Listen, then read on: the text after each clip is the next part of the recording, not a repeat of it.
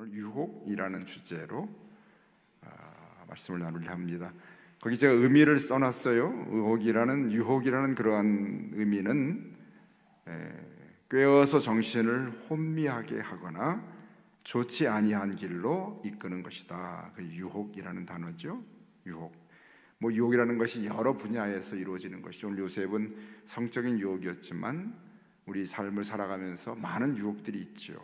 어떤 물질의 유혹이나 또는 요즘엔 젊은이들에게 마약 같은 그런 유혹, 또는 이 나쁜 잘못된 인간관계의 유혹, 여러 가지 우리가 정신적으로 누구를 미워하거나 누구를 원수로 갖거나 그런 여러 가지 유혹의 종류가 상당히 다양하게 삶 속에서 우리에게 다가오는 그런 이야기입니다. 그래서 꾀어서 정신을 어지럽히는 판단력. 그래서 우리가 요즘에는 그 JMS 같은 그런 어떤 가스라이팅이라고 하잖아요. 어떤 이렇게 사람을 이렇게 조금씩 이렇게 잘못된 길로 날마다 조금씩 이렇게 어지럽히고 유혹해서 그 사람을 결국 지나면 너무나 많이 잘못된 길로 가 있게 만들거나, 그렇죠? 좋지 아니한 길로 이끄는 것이 유혹이다라고 합니다. 자, 1번, 그리스도인을 끊임없이 괴롭히는 것이 유혹입니다. 그러니까 사단이 끊임없이 유혹이라는 것을 우리들에게 던지고 있죠. 그래서 어떤 드러내놓고 하는 그런 유혹들, 너무나 분명한 유혹들은 우리가 때로 쉽게 물리칠 수 있는데, 이것이 과연 옳은 길인지 아닌지를 아주 혼미해 판단 안 됩니다. 이단 같은 경우도, 이단의 유혹도 이것이 정말 잘못된 것이 분명하게 보이면 되는데, 그렇지 이게 맞는 것 같기도 하고 아닌 것 같기도 하고 그런 일들이 많아요. 그런 유혹들도 우리가 끊임없이 받게 되죠.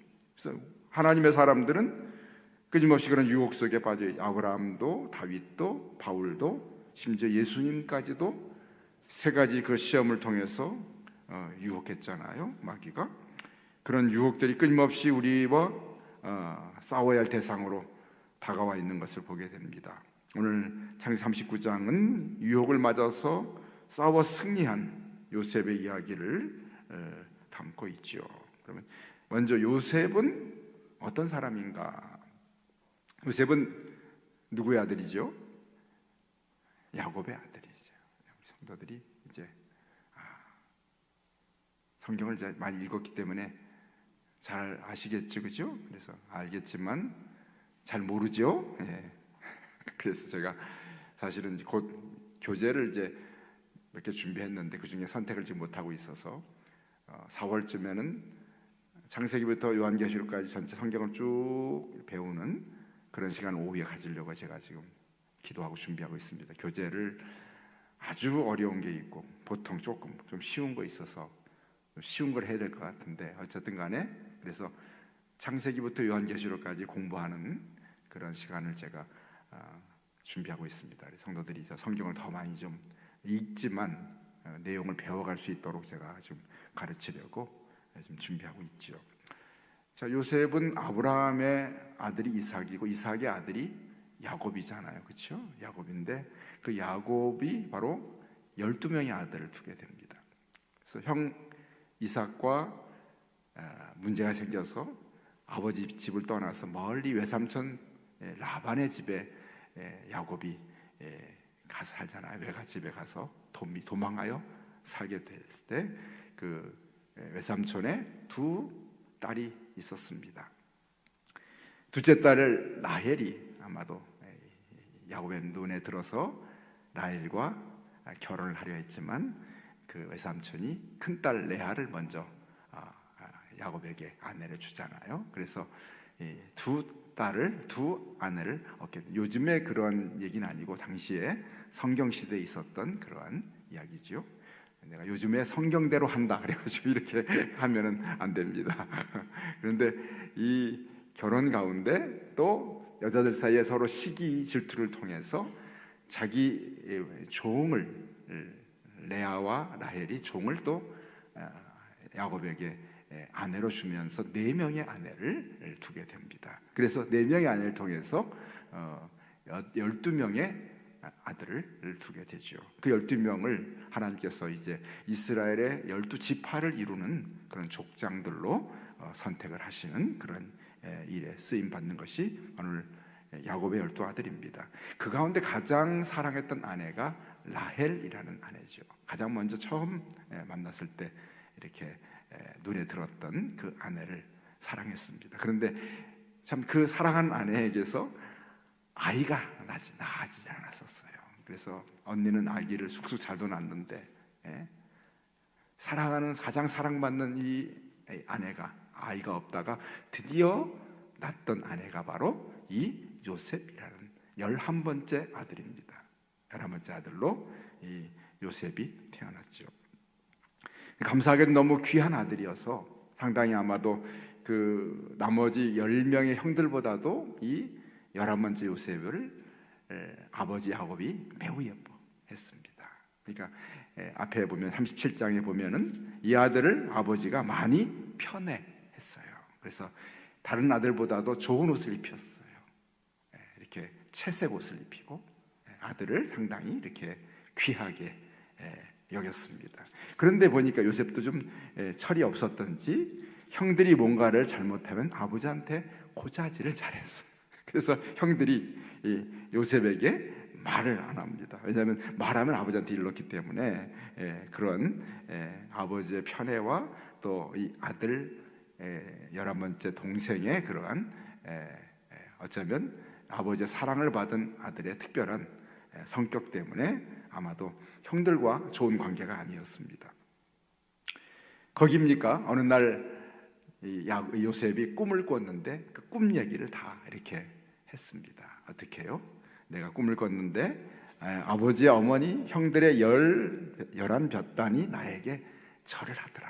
하늘의 해와 달과 별들이 나에게 절을 하더라. 그래서 형들이 그 이야기를 듣고 그 동생의 이름을 불러주기를 꿈꾸는 자라고 그렇게 부릅니다. 꿈꾸는 자. 그렇죠? 좋은 얘기죠. 요즘에 교회 이름이 꿈꾸는 교회 있어요. 꿈꾸는 교회 많이 해요. 그래서 이 요셉이 꿈꾸는 자라고 이렇게 부릅니다. 형들이 요셉에 대해서 매우 이렇게 비꼬는 식의 어떤 이름을 붙여준 것이죠. 아버지가 어느 날 아들 요셉을 형들에게 심부름을 보냅니다. 양을 기르는 목축업을 했던 그러한 민족이었기 때문에 형들이 양떼를 데리고 그 목초지를 찾아서 먼 곳에 갔을 때 아버지가 이 아들 요셉을 심부름을 보내죠. 형들이 잘 있는지 살펴보고 와라. 갔더니 형들이 양을 기르다가 먼 곳에서 요셉이 오는 것을 바라보고 어떻게 해요? 그 형들이 미워하는 마음으로 저 녀석 요번에 혼 좀 내주자 해가지고 동생을 해치기로 그렇게 형들이 결정합니다.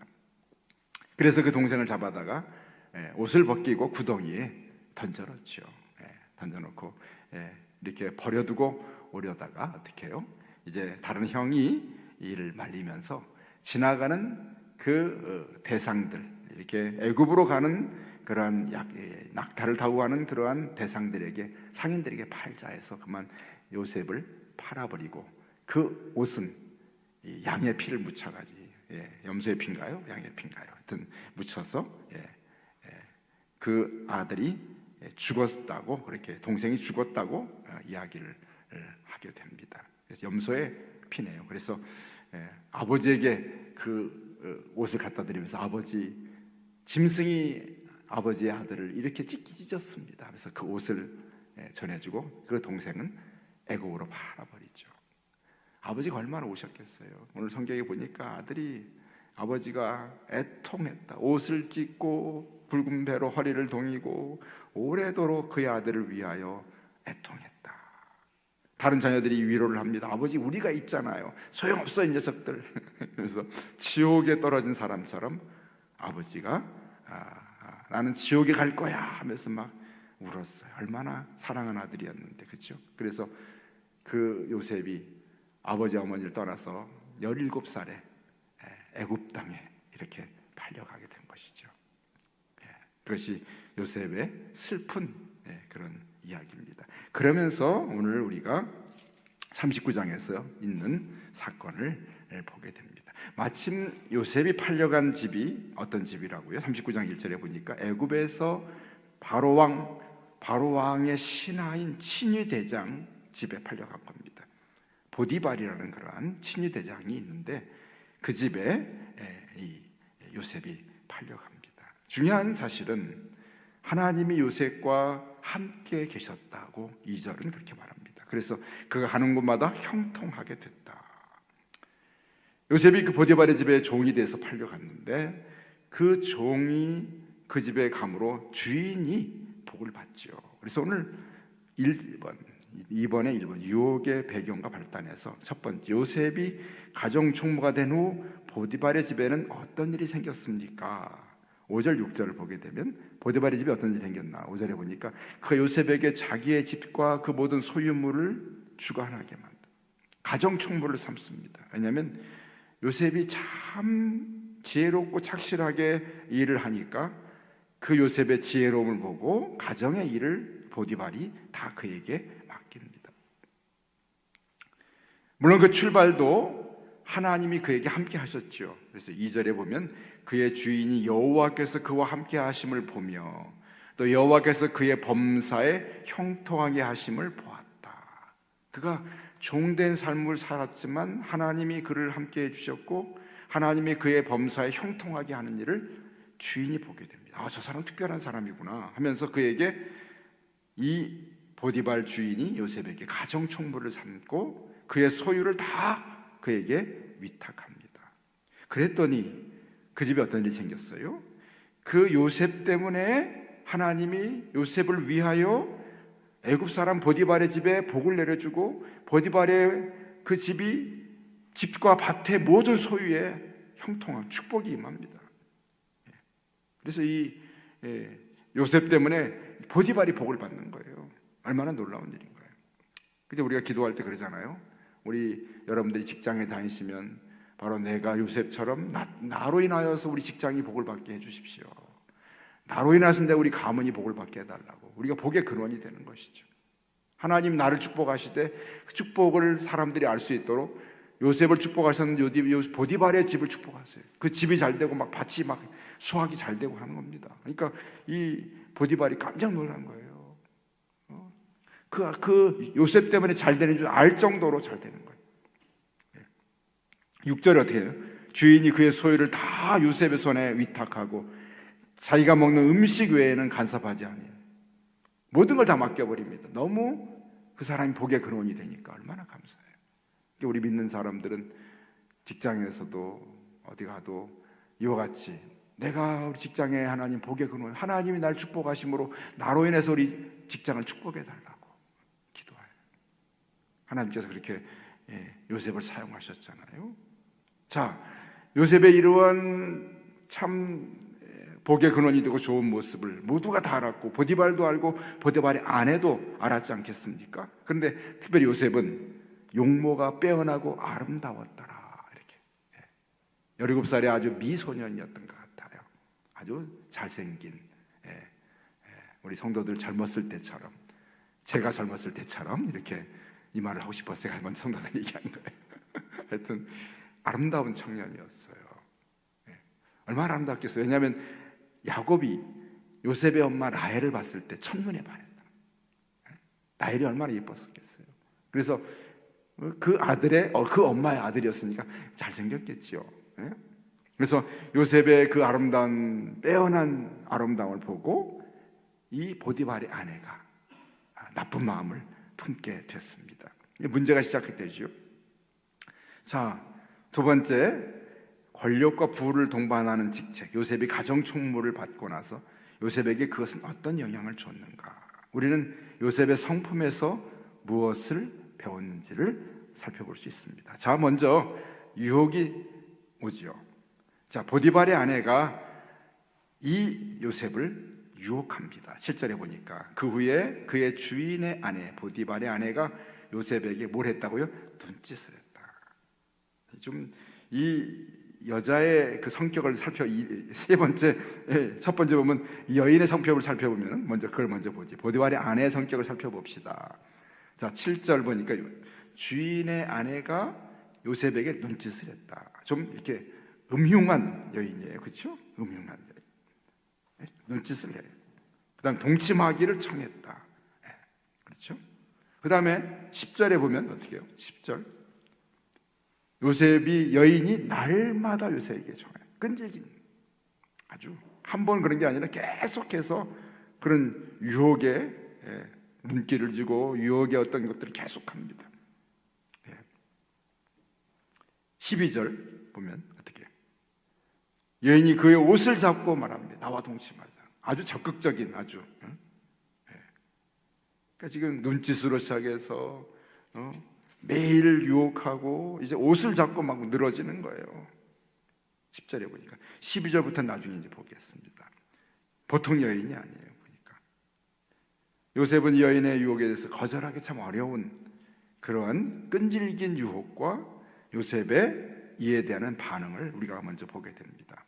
자, 요셉이 8절에 여인의 이런 유혹에 대해서 뭐라고 합니까? 요셉이 거절하며 자기 주인의 아내에게 이렇게 말합니다. 뭐라고 같이 읽어볼까요? 내 주인이 집안의 모든 소유를 간섭하지 아니하고 다 내 손에 위탁했다.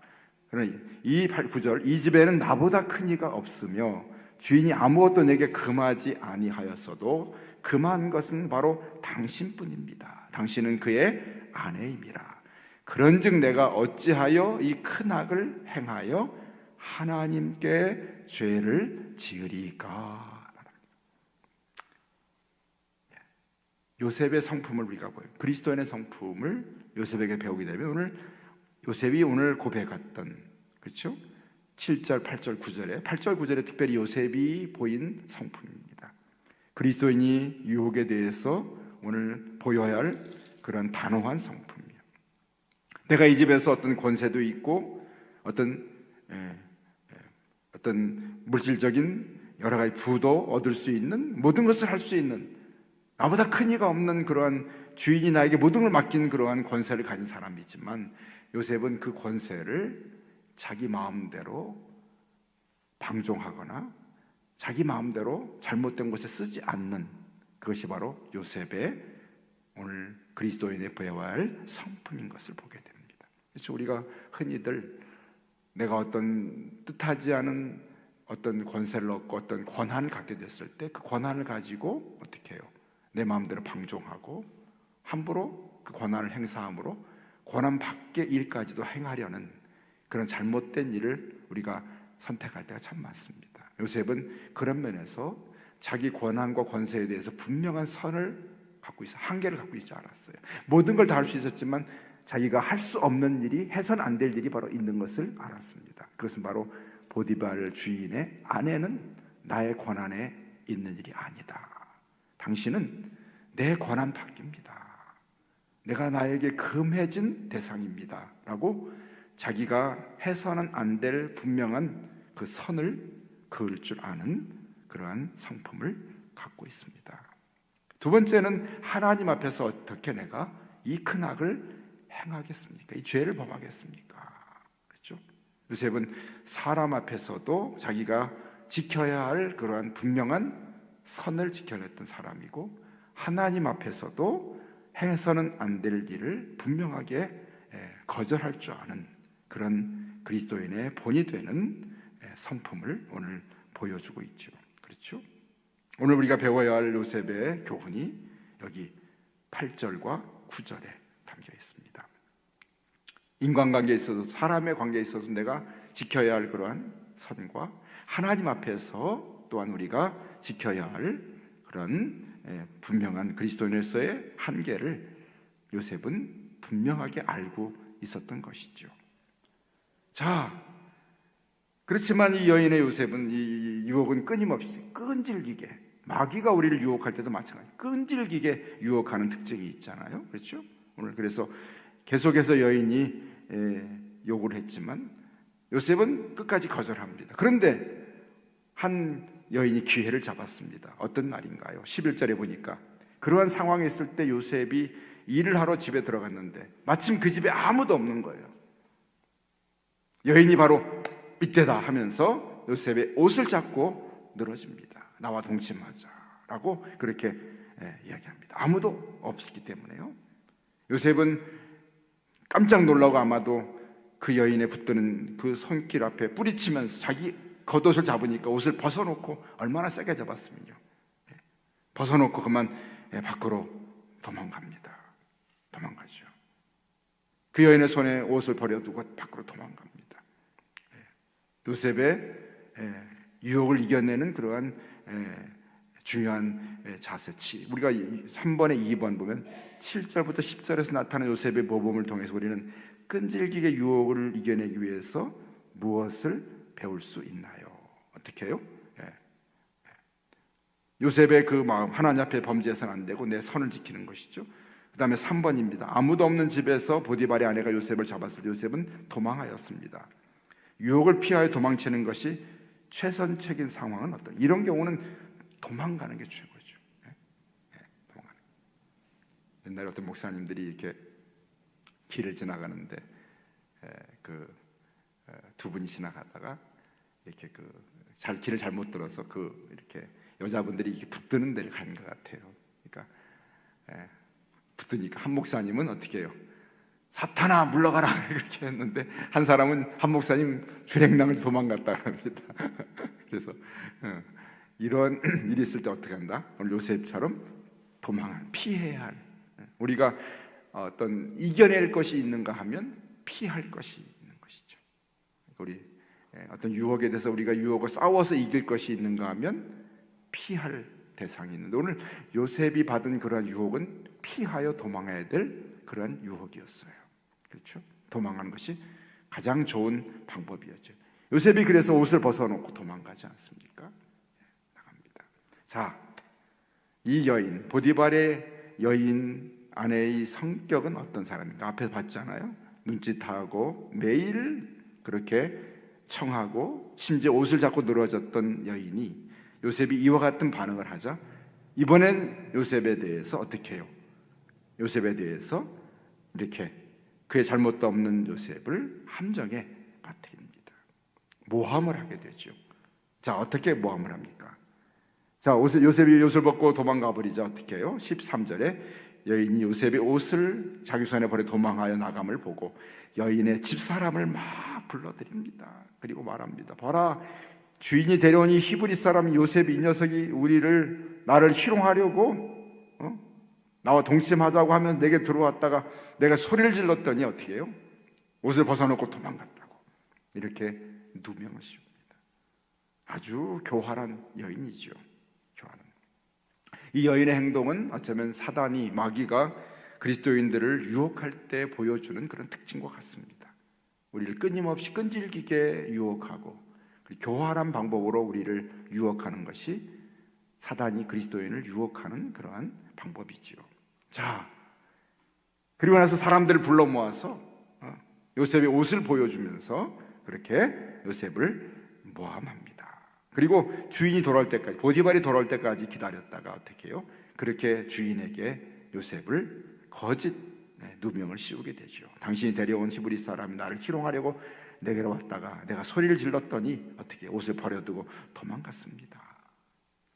요셉은 결정적인 그러한 누명을 쓰게 됩니다. 너무나 증거도 분명하고, 그렇죠? 지금처럼 CCTV라도 있으면 좋겠는데 그런 거 없잖아요. 어떻게 합니까? 요셉이 꼼짝없이 이 보디발의 아내에게 누명을 쓰고 죄를 정함받을 수밖에 없는 요셉의 당한 위기의 상황을 우리가 보게 됩니다. 그렇죠? 자, 이와 같이 하나님 앞에서 정직하고 죄를 피하여 도망하고 또는 자신이 지켜야 할 그런 삶의 한계를 분명히 했던 요셉에게 돌아오는 것은 엄청난 지불해야 될 바로 대가를 그가 지불하며 그를 기다리고 있었던 것은 바로 그 시험에서 피한 자의 그런 고난을 당하게 됩니다. 자, 주인이 보디발이 돌아와서 크게 화를 낼 수밖에 없죠. 어떻게 이 녀석이 감히 내가 자기를 키워줬는데 어떻게 이럴 수 있는가 하면서 그 말을 듣고 심히 노했다고 19절에 말하죠. 결과적으로 요셉은 어디 가게 됐나요? 20절에 주인이 그를 잡아 옥에 가두게 됩니다. 옥에 가두게 됩니다. 요셉은 옥에 갇히게 되죠. 여러분, 얼마나 억울하고 분합니까? 그렇죠? 요셉이 자신의 어떤 지켜야 할 것을 잘 지켰던 사람이고, 하나님 앞에서도 악을 행하지 않게 해서 죄를 피하였는데, 그 다가온 결과는 무엇입니까? 유혹을 이겨냈던 요셉에게 다가온 것은 감옥에 들어가는 엄청난 대가를 치러야 하는 상황을 맞닥뜨리게 됩니다. 5번이죠. 나의 삶에서 4번, 요셉이 선을 택하기 위하여 지불해야만 했던 대가는 무엇입니까? 보디발의 집에서의 그런 형통함을 다 가정 총매직을 내려놓고 그만 하루아침에 감옥에 갇히게 되는 그러한 엄청난 대가를 치르게 됩니다. 우리가 살아가면서 그리스도인으로 직장에서나 세상을 살아가면서 믿음을 지키고 바른 길로 가기 위해 살 때 때로는 이와 같은 손해를 볼 때가 많이 있습니다. 누명을 쓰기도 하고 억울한 대가를 치르기도 하고, 그것이 바로 그리스도인의 살아가는 그런 삶의 모습이죠. 그러나 우리가 이것 때문에 절망하거나 낙심하지 않습니다. 하나님께서 이 일을 알고 계시거든요. 자, 5번입니다. 오늘 현재까지 사건을 통해서 나의 삶에서 보디발의 아내처럼 나의 겉옷을 움켜쥐고 끊임없이 끝까지 유혹하는 보디발의 아내와 같은 어떤 존재, 사람을 말하는 건 아니겠습니다. 뭔가 나를 끈질기게 유혹하는 어떤 존재들이 있죠. 어떤 인간관계나 물질적으로라든지 어떤 자리에 대한 유혹이라든지 어떤 미디어를 통해서라든지 뭔가 나에게 끊어야 하지만, 버려야 하지만 그것이 나에게 끊임없이 나를 붙들고 놓아주지 않는 그런 유혹에 대해서 우리가 어떻게 대처해야 되는지, 만약 그것을 내가 버렸을 때 내가 어떤 지불해야 할 대가는 무엇인가, 이것을 오늘 보디발의 아내의 유혹을 물리친 요셉의 치룬 대가가 너무나 크지만, 우리도 또한 우리를 유혹하는 수많은 그러한 일들 속에서 그것을 내가 거절했을 때 당하는 지불해야 할 대가가 있는데, 요셉이 오늘 감옥으로 들어간, 가정 총매에서 감옥으로 그가 그렇게 그의 신분이 너무나 크게 고통 가운데 던져진 그런 대가를 치렀지만, 우리도 또한 내 유혹의 대상에 대해서 거절했을 때 다가오는 그런 대가가 있습니다. 그렇죠? 직장 다니면서 뭔가 불이한 일, 재정적인 또는 어떤 업무적으로 불이한 일을 내가 유혹받았을 때, 이를 거절했을 때 당하는 그러한 불이익 같은 것들을 우리가 당하지 않습니까? 그런 대가들이 있지만 우리가 그것을 물리칠 줄 아는 그리스도인이 되게 됩니다. 자, 그렇지만 하나님, 이 이야기는 여기서 끝이 나질 않습니다. 하나님이 계시거든요. 요셉은 그 일로 옥에 갇혔지만 오늘 21절 말씀 어떻게 됩니까? 같이 읽어볼까? 21절, 여호와께서 요셉과 함께 하시고 그에게 인자를 더하사 간수장에게 은혜를 받게 하시매, 그곳에 가서도 하나님이 그에게 은혜를 주십니다. 23절 끝자리에 보니까 여호와께서 요셉과 함께 하심으로 여호와께 그를 범사에 형통하게 하셨더라. 그가 유혹을 거절한 대가를 감옥에 치렀지만 하나님은 그를 버려두지 않으시고 감옥에서조차 그를 붙들고 계시고 도우시는 하나님을 경험하게 됩니다.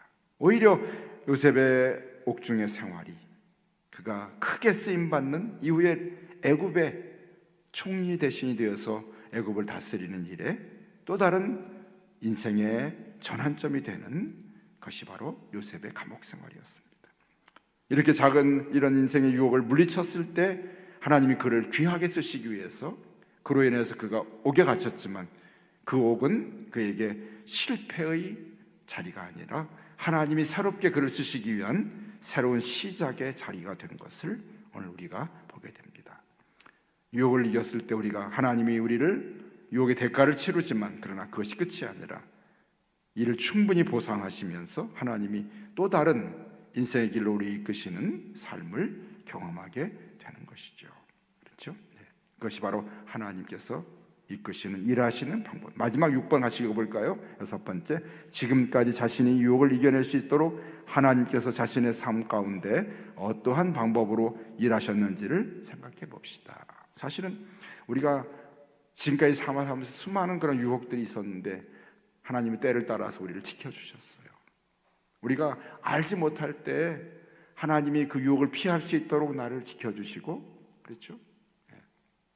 요셉의 같은 유혹뿐만 아니라 어떤 재정적인 유혹이라든지 어떤 업무적인 유혹이라든지 인간관계에서의 어떤 많은 유혹들이 있었지만 내가 알지 못할 때 하나님 피하게 해주셨을 때 많아요. 그리고 그걸 막아주실 때도 많았고요.